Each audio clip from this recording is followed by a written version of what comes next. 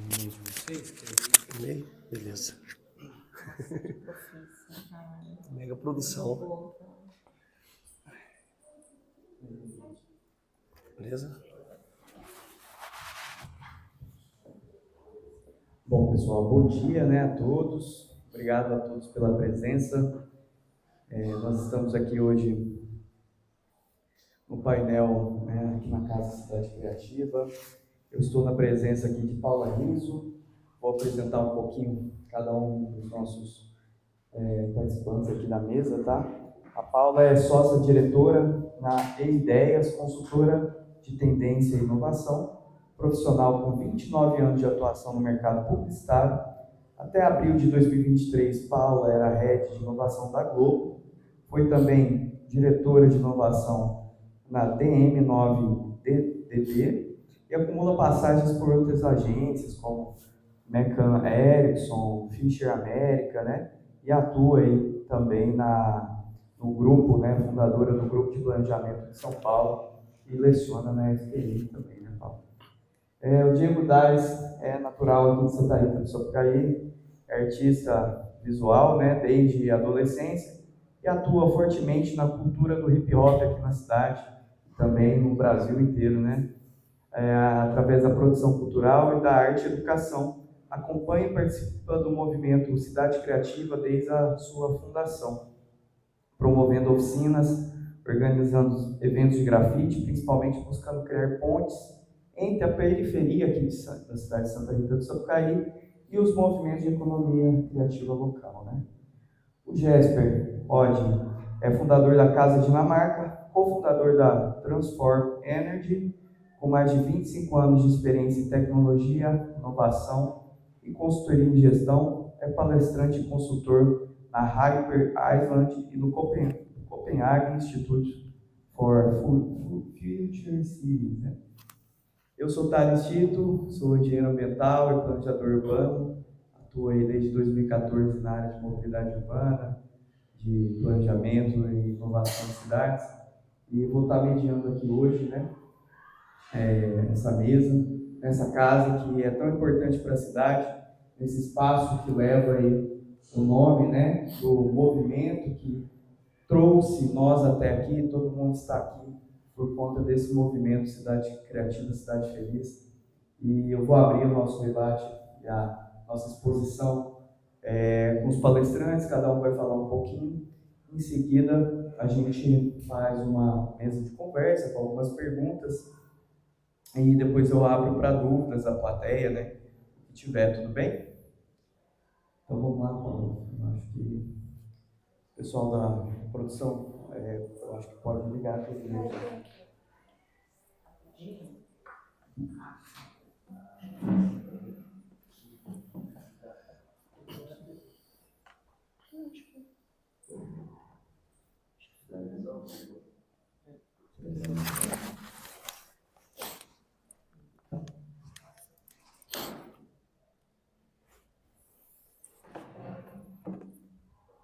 Eu acho que foi. O Thales tinha me perguntado um pouco o papel da inovação no desenvolvimento de cidades criativas, enfim. E aí eu procurei. Eu vou trazer aqui um material para que a gente possa ilustrar essa conversa.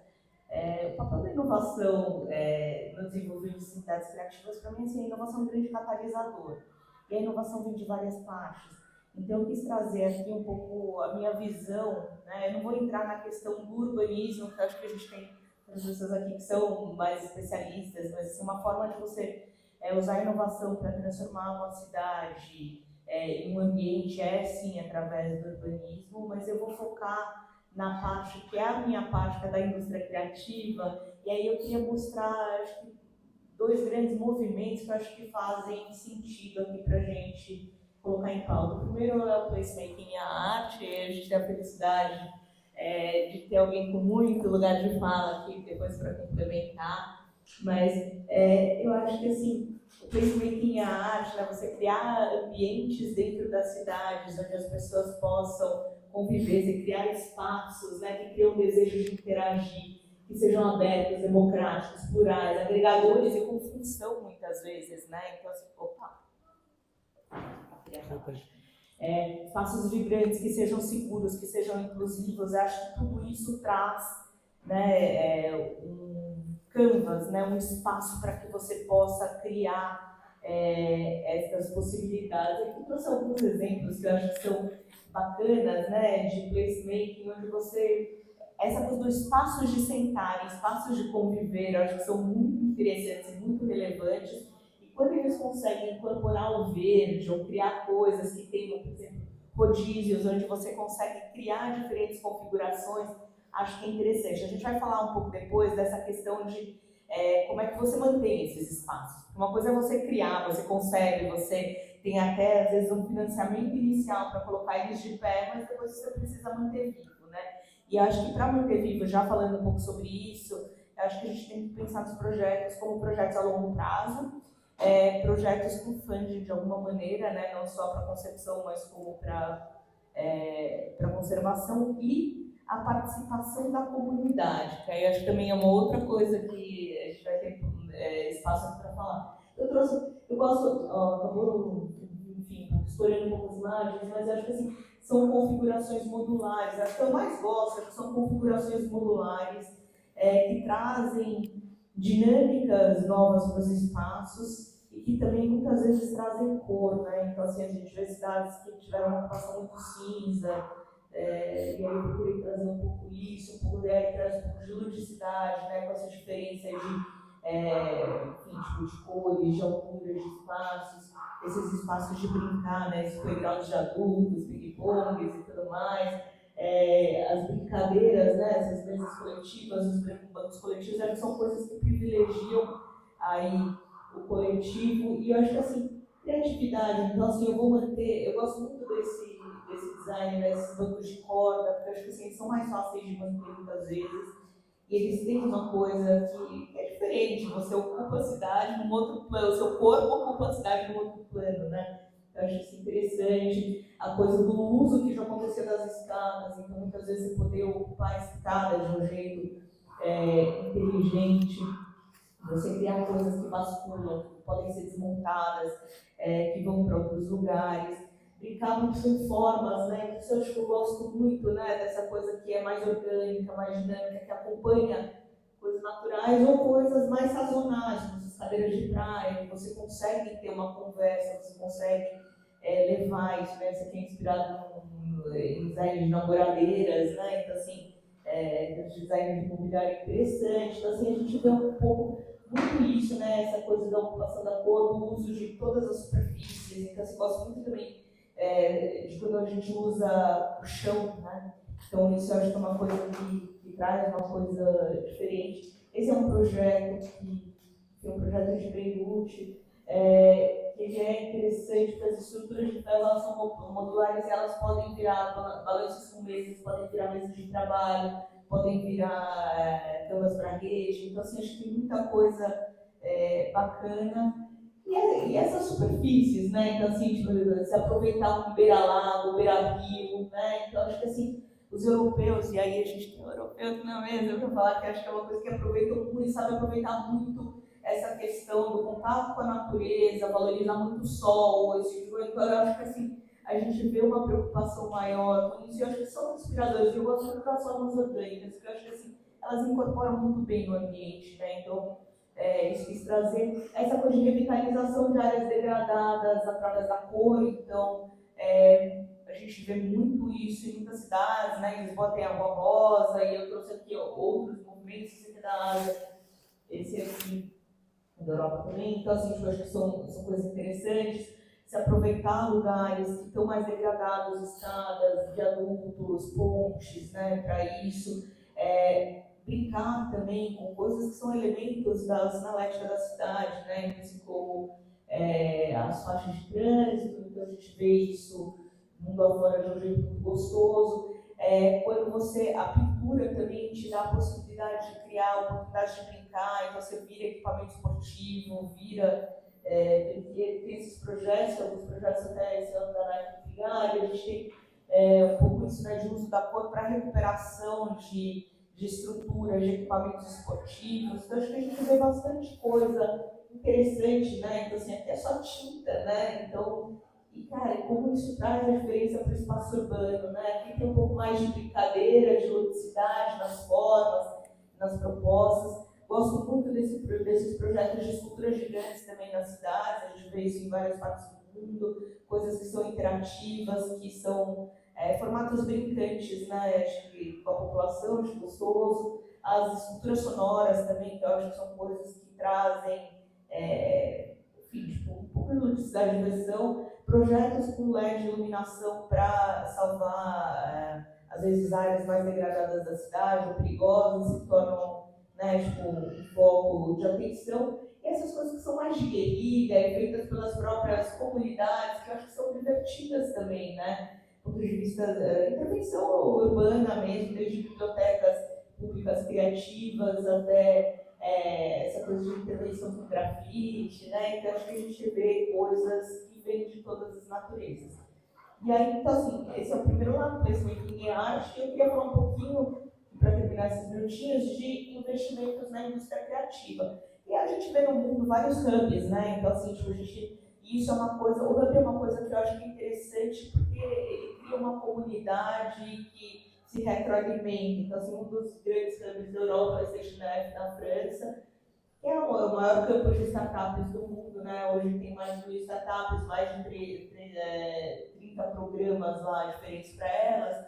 E eu acho que assim, trabalha com startups, trabalha com scale-ups, então assim, é um jeito também de você colocar debaixo do mesmo teto uma comunidade que se alimenta e cria possibilidades. Assim, eu gosto muito, e eu acho que esse é um projeto que é interessante, porque a própria arquitetura do espaço, ela valoriza essa questão da convivência. Eu trouxe muitos elementos onde o design cumpre uma função importante, porque eu acho que assim, né, assim, o desenho do espaço, a concepção do espaço, é uma parte que a gente tem um plano mais aberto, a gente dá para perceber um pouco melhor como isso acontece. Acho que assim, promove claramente a integração. Eles vêm investindo cada vez mais em coisas. Então, assim, puxa, é importante ter um estúdio para a gente poder trabalhar. Então, assim, no meio da pandemia, quando a coisa ficou difícil, começou a trabalhar mais em estúdios e tudo mais. Eu queria entrar com mais foco em um case que eu acho que é interessante, que é o case da cidade de Lisboa. Lisboa vem se posicionando como uma fábrica de unicórnios. Lisboa tem um problema que, assim, está na Europa, mas tem o salário mais baixo da Europa. Tem uma população mais envelhecida, então tem dificuldade de atrair talentos, tem uma evasão muito forte dos seus jovens para sair.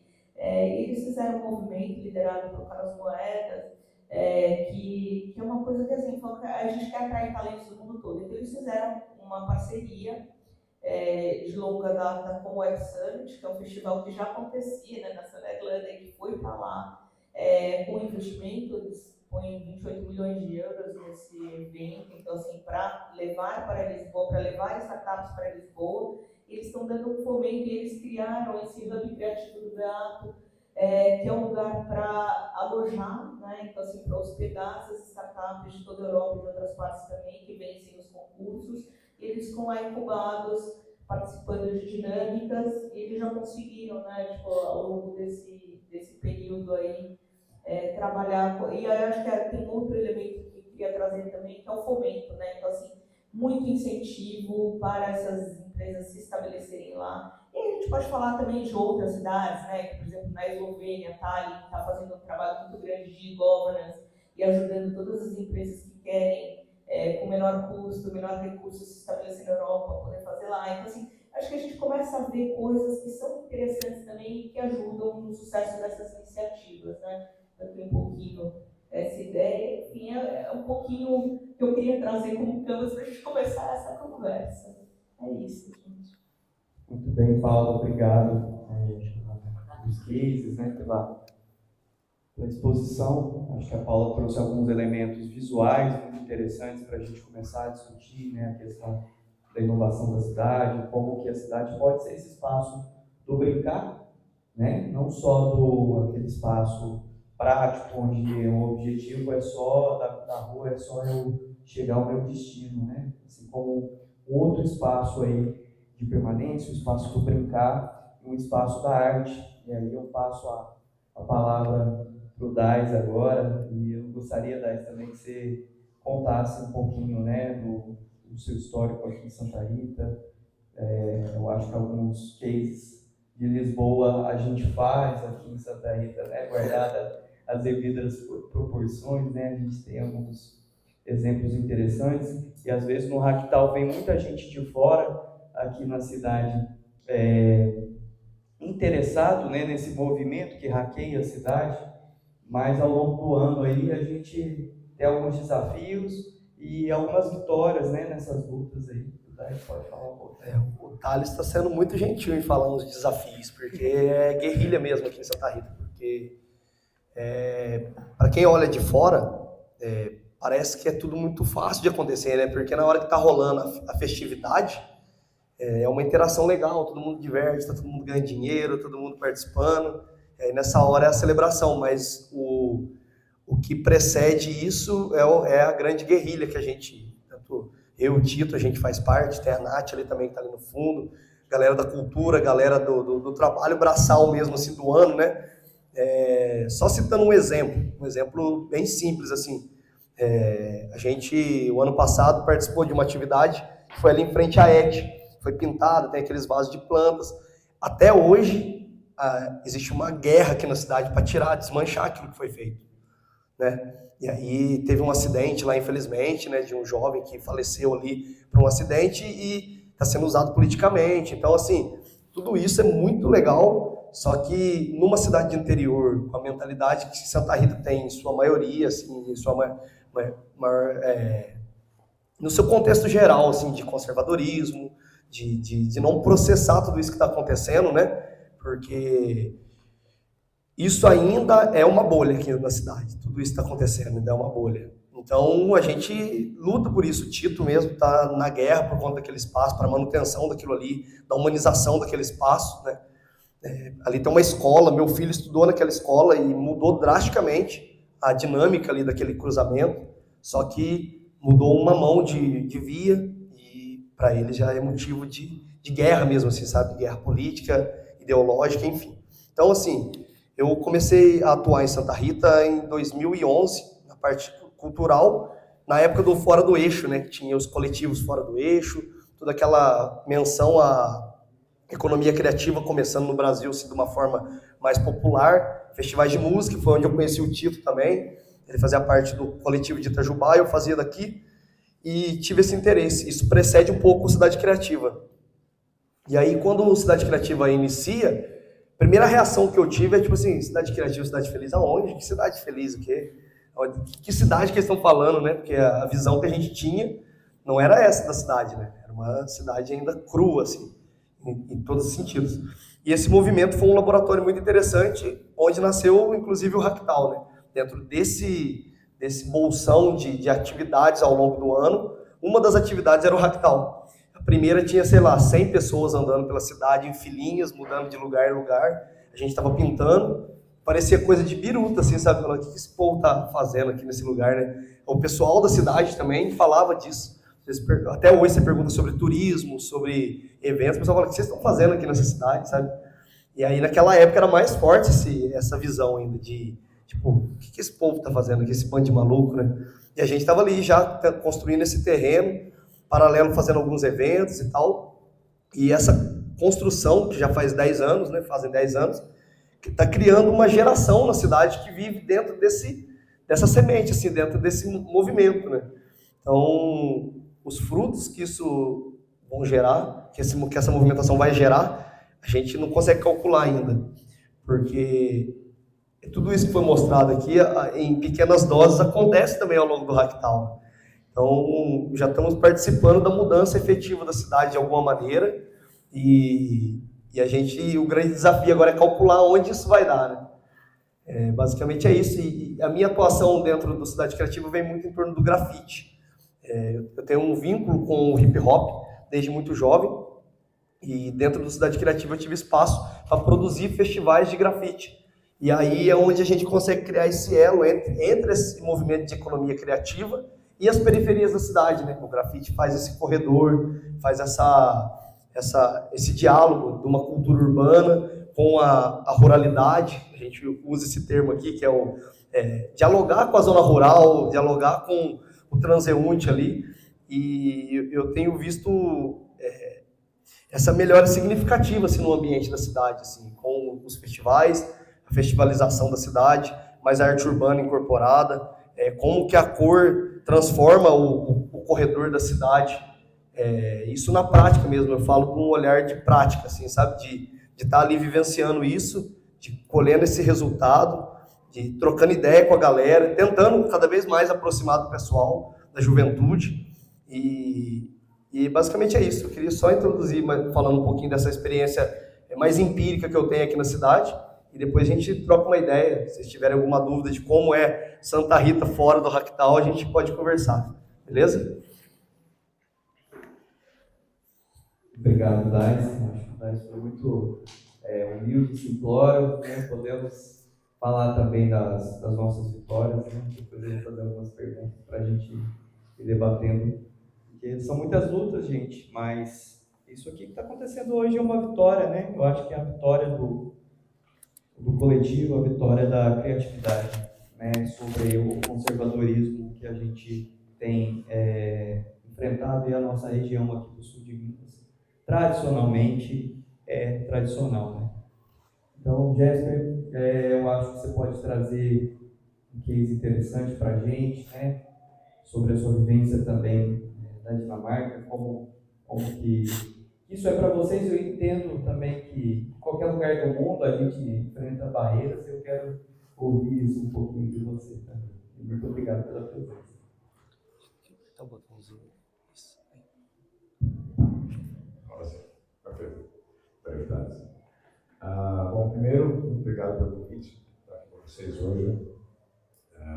Bom, não sou brasileiro, mas eu vivo no Brasil há uns 25 anos, mais ou menos. Tive o grande prazer de estar na frente do projeto que digitalizou a rede móvel da Amazônia, quando eu vim há mais de 25 anos. Então, eu vi como é que a tecnologia muda a vida das pessoas e une. Desde então, tenho trabalhado com isso. Em relação a quando a gente fala de cidade e inovação, eu só queria jogar um forte para um fato que eu acho muito importante. Nos últimos 20 anos, em função da tecnologia, o nosso espaço democrático mudou. Se a gente pergunta para os gays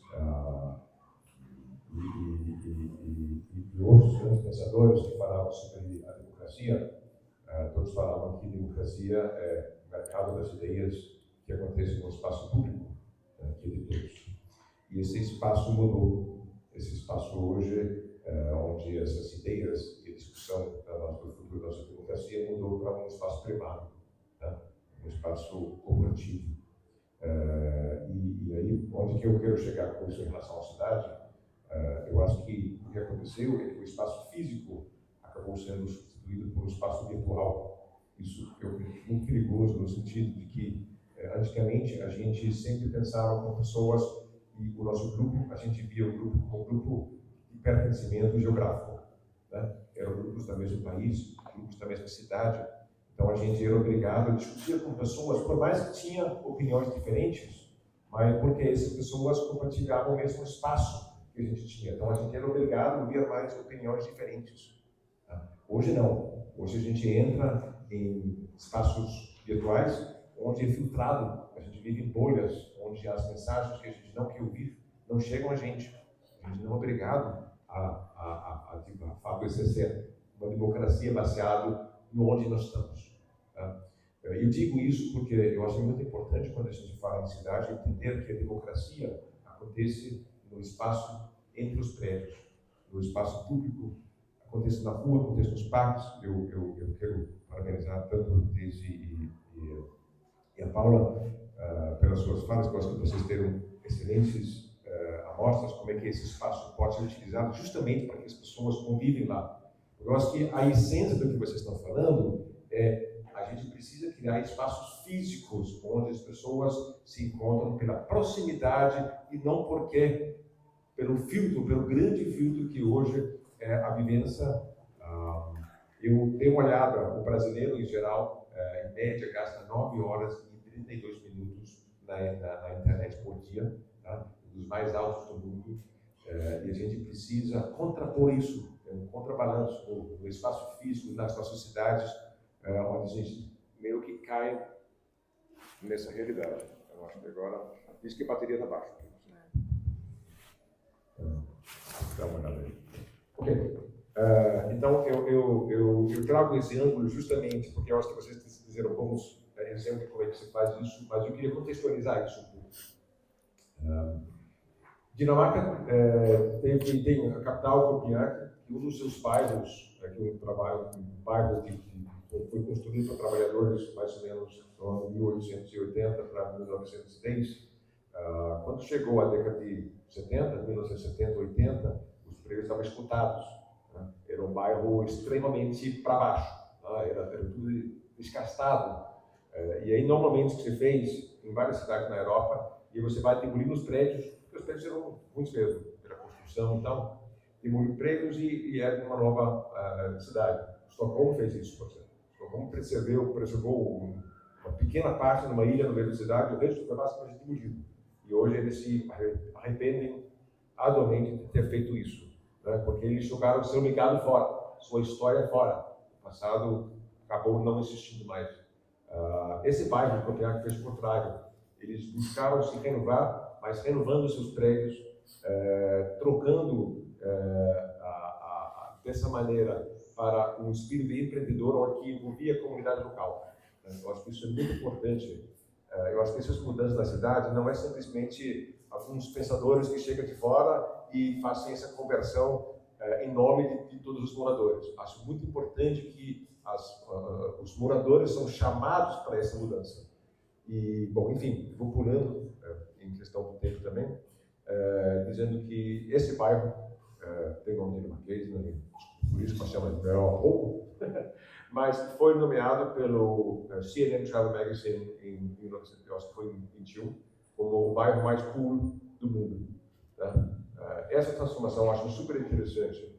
Agora, essa transformação ela tem um pé na realidade também. Então, eu queria dizer isso. Quando a gente transforma a cidade, quando a gente renova, nós temos que entender também o contexto. E isso aconteceu na Dinamarca justamente no início de uma tendência que está chegando no Brasil, do ponto de vista agora também, que é o que chama da economia da experiência, que é uma economia onde o que a gente consegue ter de experiência junto com pessoas é mais importante do que a economia simplesmente comercial no espaço público. Vou dar um exemplo. Shopping centers no Brasil. Quando eu ando pelos shopping centers no Brasil hoje, eu vejo que as lojas de produtos esportivos, moda, higiene, outras coisas, praticamente vazios. Eu convido vocês, quando for no shopping próxima vez, dá uma olhada nesses grandes capitais, dá uma olhada nessas lojas, cada vez mais vazios. Tem uma ou duas pessoas atendendo lá dentro, mas de cliente muito pouco. Onde está cheio esses shoppings?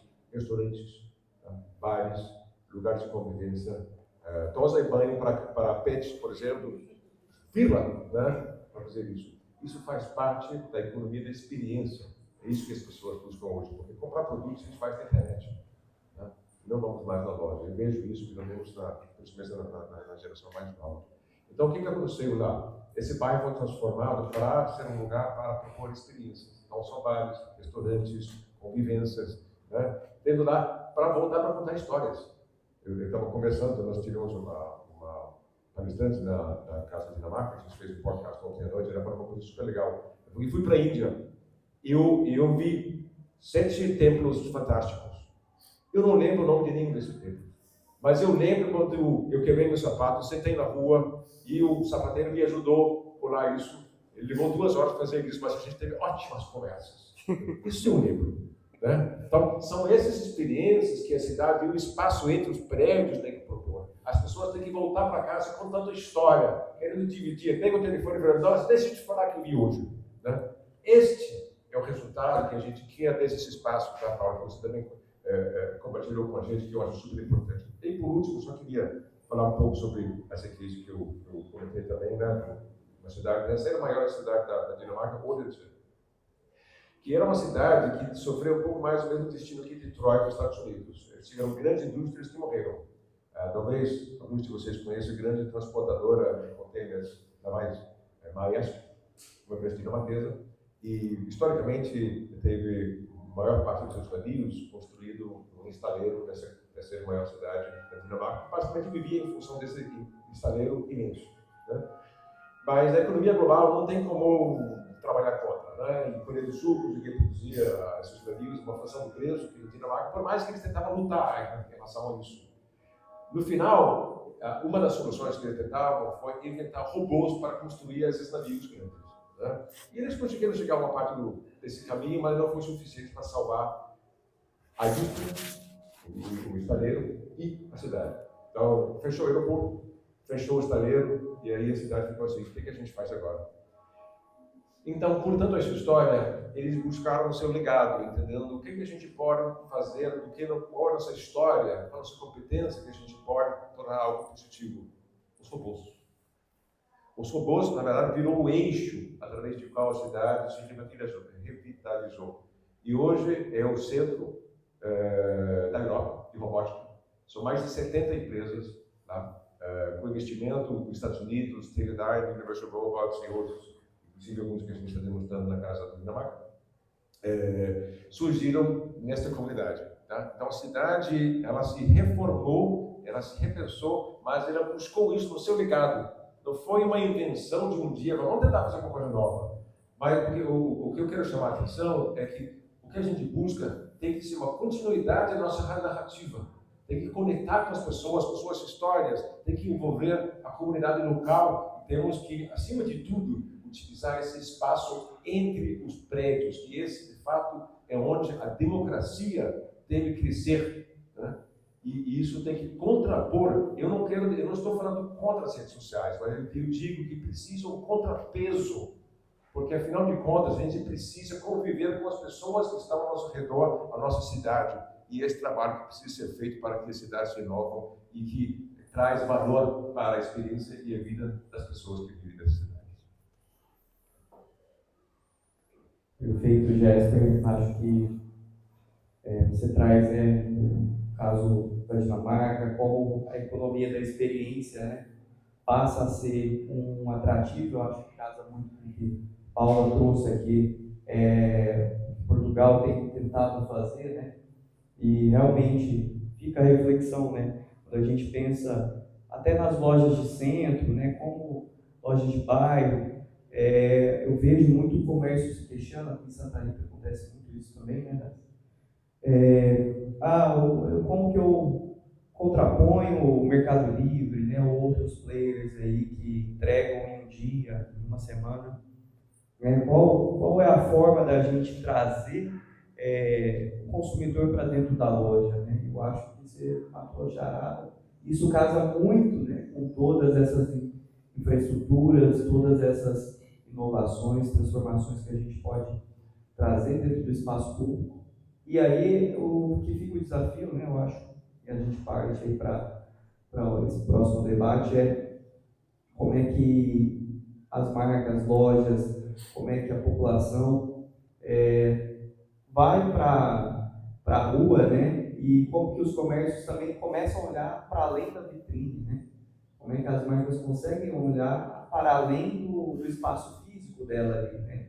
Porque muitas vezes a pessoa não vai à própria calçada da loja, né? Reclama que a prefeitura não passou o varredor, mas ela não tem a capacidade de pensar que ali também é o espaço dela, né? Eu acho que aqui no Brasil tem uma situação que eu gosto de ouvir essa fala do Sérgio Avereda, que foi secretário de Mobilidade de São Paulo. Ele fala que no Brasil, né, a gente culturalmente, tudo que é ruim é da rua. O morador é morador de rua. Quando você é mandado embora, você é mandado para os olhos da rua, né? Então a rua, o espaço público, ele é colocado nessa perspectiva de lugar ruim, né? E de que maneira, porque isso está na nossa cultura, talvez, ao longo do nosso processo de formação histórica, como é que a gente muda essa perspectiva, né? Traz aí a questão da inovação. Eu acho que o Thais pode dar bons exemplos também de como que a gente tem feito aqui em Santa Rita, né? O mural de arte de rua aberto, né? A população, que é o museu, né? E aí eu inicio aí a segunda rodada. Eu acho que cada um pode ir falando, né? Mas queria ouvir um pouco mais assim, de vocês sobre essa questão que eu trouxe. Tá? Vamos lá. As coisas, e assim, no meio da fala de vocês, eu fiquei com vontade de comentar coisas. Eu acho que é isso, é uma conversa muito dinâmica. E eu vejo que é uma questão muito curiosa, né? Você colocou as lojas, então tem uma coisa que eu vivo na cidade de São Paulo, que é uma coisa que a gente detectou que mesmo num país não leitor como o Brasil, as livrarias tinham se tornado pontos de encontro, né? Que uma pena que faliram e tal, e estão fechando suas lojas, mas assim, é interessante que elas tiveram essa sacada de, cara, preciso criar esses espaços, e aí viraram grandes espaços de convivência, onde as famílias iam, você vai ler um livro, você vai lá, você toma um café, você, enfim, tipo, convive nesse espaço. Você fez uma provocação de como as marcas podem entrar, eu acho que, assim, naturalmente o caminho mais natural que as marcas fazem é patrocinando espaços de experiência, e aí eu acho que, assim, fica mais legítimo quando é associado a alguma coisa que essa marca faz, né? Então, Novo, né, e Purcell e outros mercados, enfim, tem nomes diferentes em vários mercados, mas assim, trabalho a ideia isso já faz bem. E aí eu acho que tiveram um insight que eu acho que é interessante, que assim, um dos espaços mais democráticos, além dos parques e das praças, dentro das cidades, são os playgrounds, né? Então eu acho que assim, tem uma coisa que você leva, tipo, a sua criança para fazer, e eu acho que assim, aqui no Brasil, eu acho que assim, a gente também começa a ver com o Rony Ritmo alguns designers de experiências de playground, um pouco de equipamentos um pouco diferentes, né? Mas assim, em geral, aqui no Brasil, o que a gente vê tipo balanço, né? Tipo, aquele meio commodity do parquinho. Mas eu acho que é interessante você poder investir, e aí o pegou e investiu nessas experiências. Tipo, poderia ter investido, né? Porque as coisas você já faz bem, você tem que estudar, etc. Mas acho que assim, tem marcas que têm entendido o contexto urbano de um jeito diferente. Aqui no Brasil, em vários lugares da América Latina, na Europa também, algumas marcas como a Heineken têm investido em placemaking e também têm investido em uma coisa que eu acho que é interessante, que eles se apropriam da noite, eles têm uma coisa de pôr do sol e de explorar rooftops, né? Então, assim, as coberturas de prédios históricos, prédios antigos que não eram abertos ao público. Então, isso também dá uma vivência e experiência diferente para a população, né? Que você pode ir lá e viver. E tem uma marca que eu acho que é curiosa, que eu queria comentar, que eu acho que, assim, enfim, são apropriações, né? A gente vê, no Japão tem aquele projeto, quem viu o filme do Wim Wenders viu isso dos public toilets, né? Tipo, dos banheiros públicos aí do Japão, né? Que tem toda uma coisa interessante, que se tornaram, enfim, tipo, obras de arquitetura, uma coisa legal que também envolve, porque assim, o banheiro no espaço público eu acho que é um elemento muito importante. Eles tiveram essa sacada lá como cidade, né, top, tal, de fazer esses banheiros públicos com designs diferentes, com uma coisa do dentro e fora, enfim, uma coisa que envolve um pouco a segurança.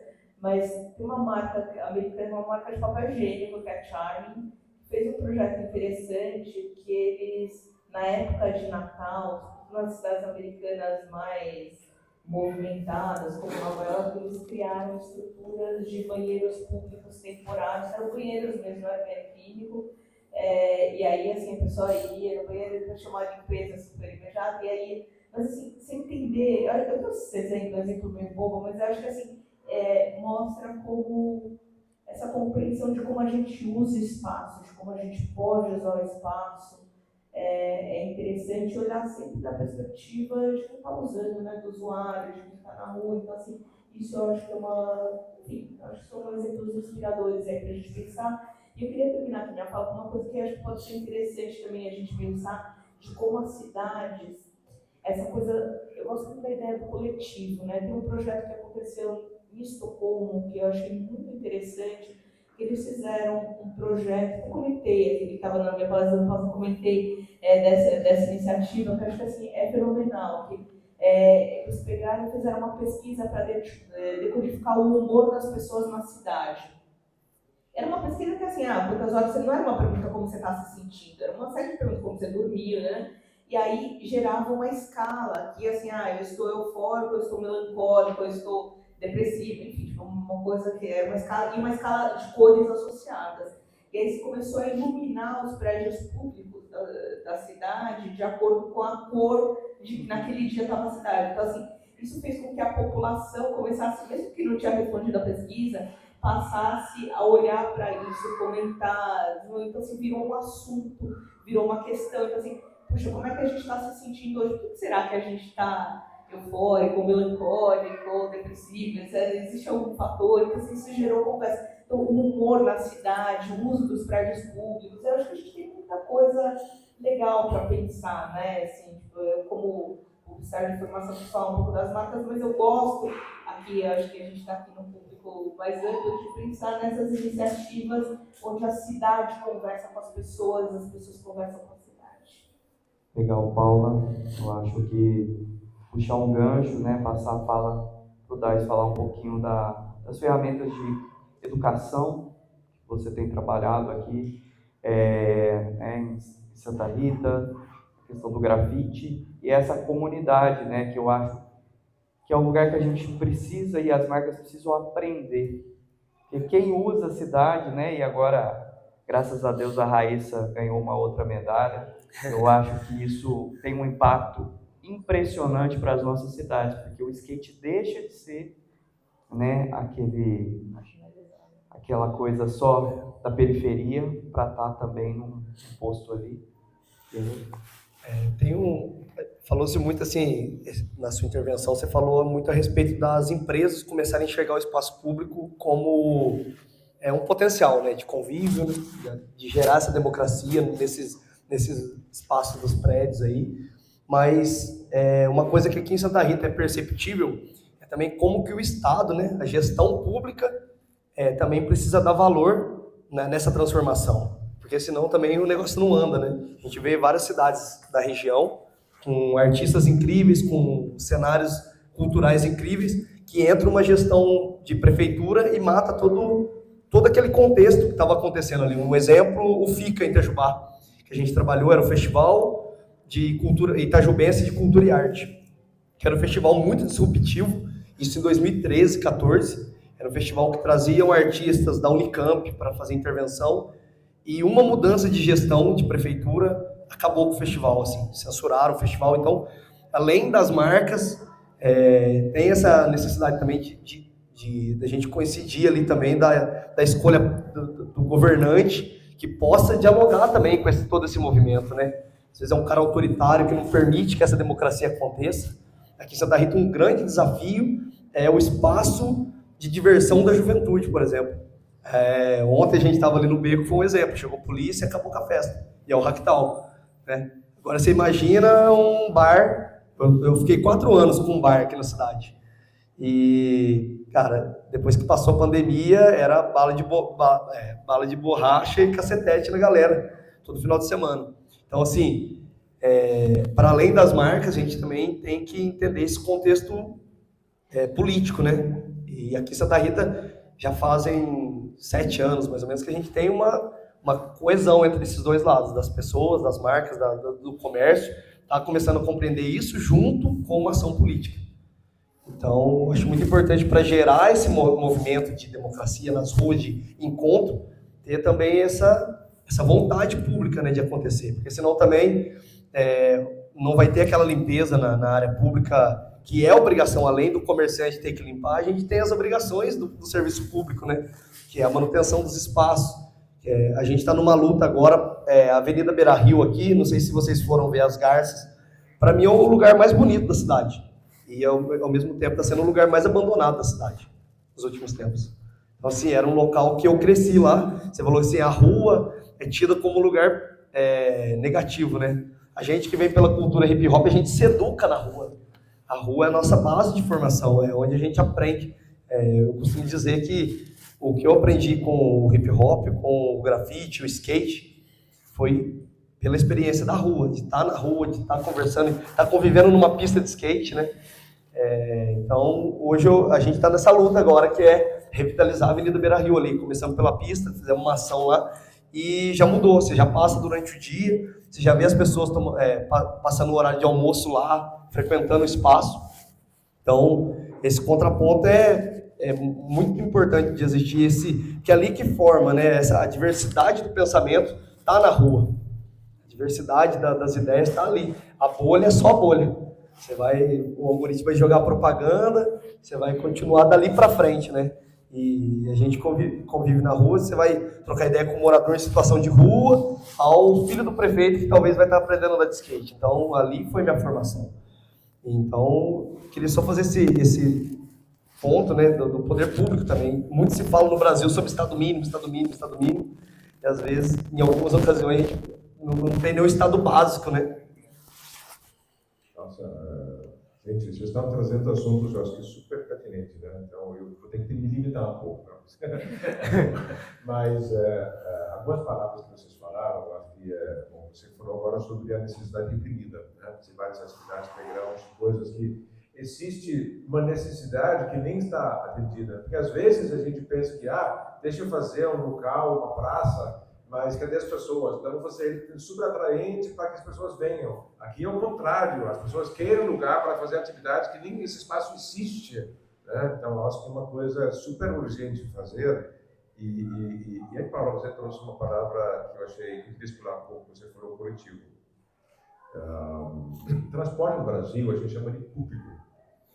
Né? Na Dinamarca, existe a palavra público também, mas predominantemente é chamado de transporte coletivo. Né? E o que eu queria chamar a atenção é que existe muitos espaços na cidade hoje que já tem gente, que já está populado, mas que a gente não pensa em transformar esses espaços bacanas, exemplo, né, que você deu tempo mais, e o transporte coletivo ajuda isso. Eu cresci em Copenhague e boa parte da minha vida, eu tenho experiências e memórias, mas essas memórias vêm predominantemente do espaço coletivo. E boa parte do espaço coletivo é transporte. Eu não sei se existe no Brasil esse termo ou conceito, mas eu tinha uma ou duas namoradas de transporte coletivo. Que eram paqueras, que pegavam aquele trem naquele horário, todo dia de manhã, entendeu? Aí eu sempre procurava sentar atrás, ver com o diagonal do outro lado, assim, né? Nunca conversei com elas, entendeu? Acho que eu devia ter feito isso quando eu falo para o outro, porque quem sabe, né? Assim, a gente pensa nas decisões que estão na vida, né? Mas querendo ou não, gera memória, gera história para contar, isso que quer dizer, entendeu? Gera experiências. Então eu acho que, eu penso, ponto de ônibus, né? As pessoas estão lá fazendo o que? Esperando. Vamos oferecer alguma coisa, já que a gente está lá, plataforma, estação, onde as pessoas circulam nas ruas. Vamos ver onde as pessoas estão e oferecer uma experiência melhor. Vamos pensar no que pode acontecer, porque também tem uma parte que às vezes a gente pensa que é ruim no transporte público, né, o coletivo, e a espera, né, porque não é todo segundo, né, que se parte o dia. Às vezes tem que esperar o ônibus 10 minutos, 15 minutos, mas as pessoas estão lá, vamos tentar transformar esse estadia que a gente tem, esse local, numa experiência interessante, o que a gente pode fazer? Né? Então eu acho sim, tem muito a ver com o coletivo, tem muito a ver com, e o Brasil, eu sinto ainda que o transporte público tem um pouco de conotação pejorativa, né, quando a gente fala sobre isso, né? Foi de ônibus, né? Aí todo dia eu falo para o amigo assim, eu vim de motorista, eu vim de Mercedes como motorista, eu falei, mesmo, peguei o ônibus. Né? Eu acho que este ano, a gente precisa trabalhar para que a gente aprecie mais o coletivo.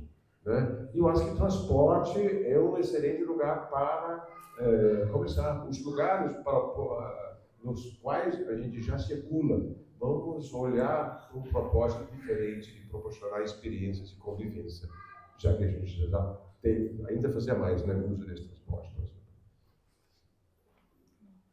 Obrigado, Jéssica. Eu acho que essa reflexão, né, do espaço público como ambiente de encontro, né, é uma coisa que é fundamental, né? Porque conversa muito com o Marcos, o pessoal do Lactal, eles falam, o Lactal não tem, assim, nenhuma grande inovação de outros festivais. Qual que é a principal inovação dele?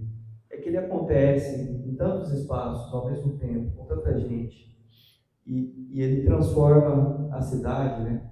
E tem um economista urbano, o Edward Glaeser, né? Que é um norte-americano, que ele tem um livro que fala que a cidade é a maior invenção da humanidade, né? E por que ele fala isso? Porque a gente, como ser humano que vive em comunidade, a gente busca se acumular e se aproximar, morar mais próximo possível de outras pessoas. Porque isso gera o maior número de conexões possíveis. E o Hacktown, enquanto festival, né, enquanto esse ambiente aqui, eu gosto de falar que ele transforma Santa Rita numa São Paulo. Porque a diversidade de pessoas e de conexões possíveis que a gente tem aqui durante esses 4 dias, né, é igual você andando dentro do metrô e aquele monte de gente lá, cada uma vai te levar para um caminho, pode te levar para um caminho diferente se você conversar 5 minutos com ela.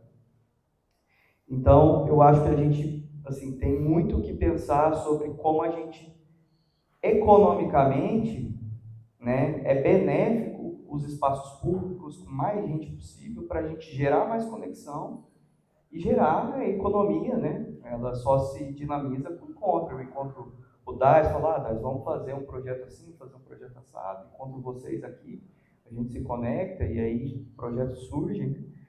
E eu acho que é um ponto importante que os governantes precisam olhar mais, né? Porque a gente fica pensando economia, desenvolvimento econômico só como atrair indústria para uma cidade do interior. Aqui no Brasil esse é o grande know-how, esse é o grande mote, né? Não, o prefeito, o que ele pensa? Eu falo, prefeito, a sua responsabilidade não é de empregar as pessoas, você tem que gerar um ambiente que favoreça que as pessoas se empreguem, que as pessoas, né, gerem economia. Então, para a gente fechar, aí tem mais alguns minutinhos, eu queria deixar um espaço para vocês falarem de outras mesas, outras palestras que vocês vão ter aqui no Hacktown ainda, né, durante hoje e amanhã.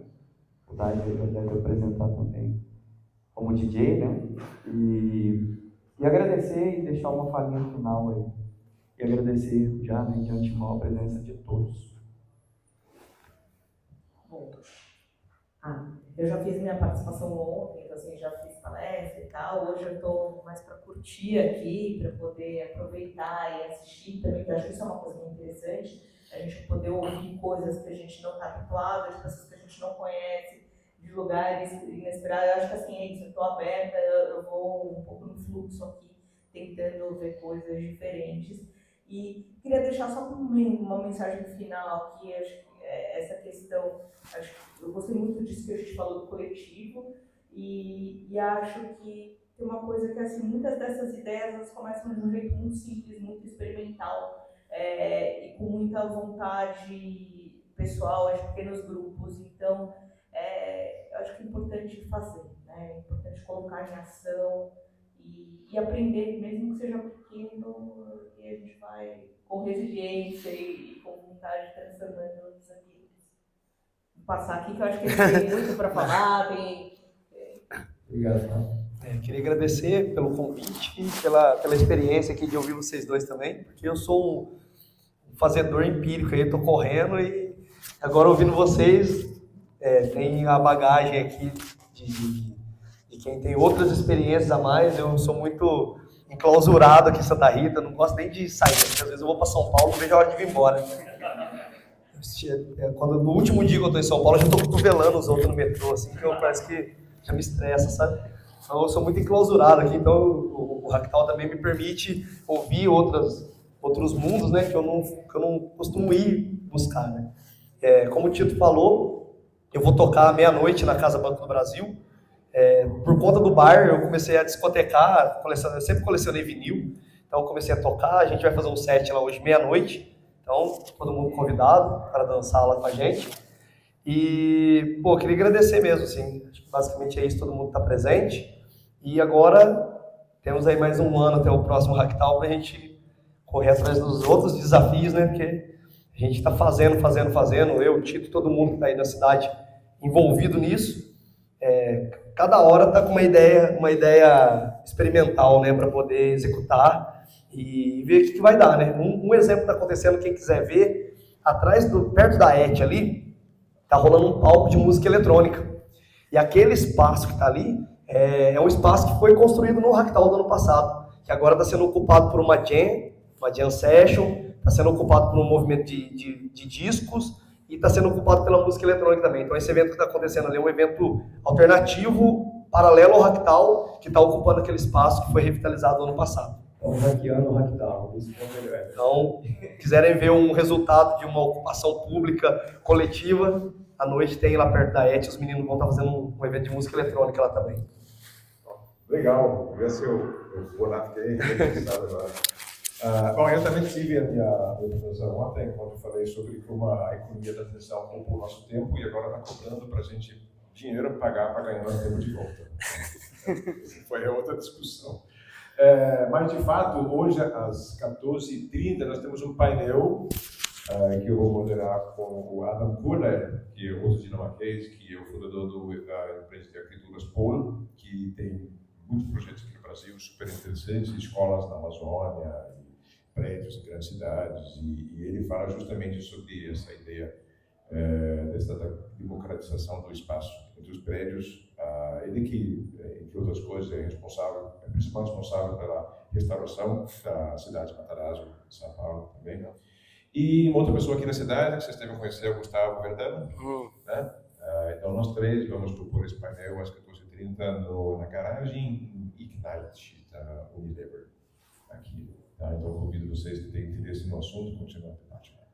Legal, obrigado, pessoal. Eu tenho uma palestra hoje às 18 horas, né, fechando aqui o espaço da Casa da Cidade Criativa, Cidade Feliz. Eu vou trazer um pouco do case que a gente, eu e o Dades, junto com o Gustavo Dedana e Joana, no ano passado, desenvolvemos no Hacktal, que foi o projeto Cidade Caminhos Felizes, que está em frente à ET, ainda está, trazendo um pouquinho, né, para vocês de como foi o processo da gente construir isso dentro do Hacktal, né, junto com a cidade, e quais vêm sendo os desafios aí que a gente está enfrentando e até então conseguindo superar, ou não, né, mas a gente tem alguns desdobramentos interessantes, como esse que o Dais trouxe aqui, o espaço da frente tem sido ocupado, e outros desafios políticos aí que a gente está enfrentando. Então, vou trazer para a gente fechar o espaço aqui da casa hoje às 18 horas, a minha fala sobre esse projeto, né, que foi um projeto financiado pelo Hacktal, e que foi o primeiro projeto que a gente deixou um legado mais permanente para a cidade, né? Muitas pessoas às vezes perguntam, mas depois que acaba o Hacktal, como é que fica a cidade? Esse projeto foi uma tentativa da gente começar a tentar isso. E então estão todos convidados, né? E agradeço novamente a presença dos três. Eu queria ficar aí a tarde inteira conversando com vocês, que foi ótimo. E uma salva de palmas, pessoal, para todos.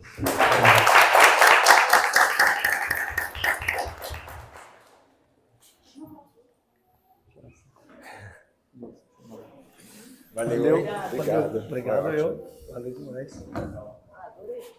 Adorei. Obrigado. Valeu demais. A hora voou. E aí, bom dia. Vamos fazer uma foto só? Vamos? Para a gente.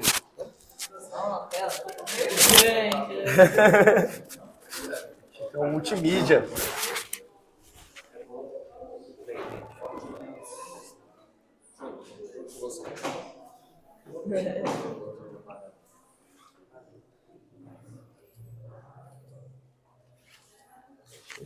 Hoje tem que fazer nos dois formatos. Né? É isso. Mas assim agora, né? De terra. O pessoal todo usando a GoPro assim agora, né? Valeu. E aí, Nath? Sim?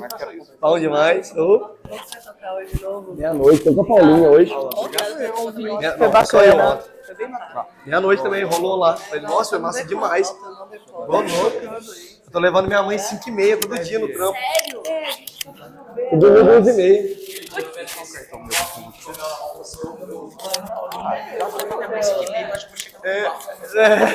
Nossa, eu fui de touca, assim, quietinho, seu, junto com elas, hein?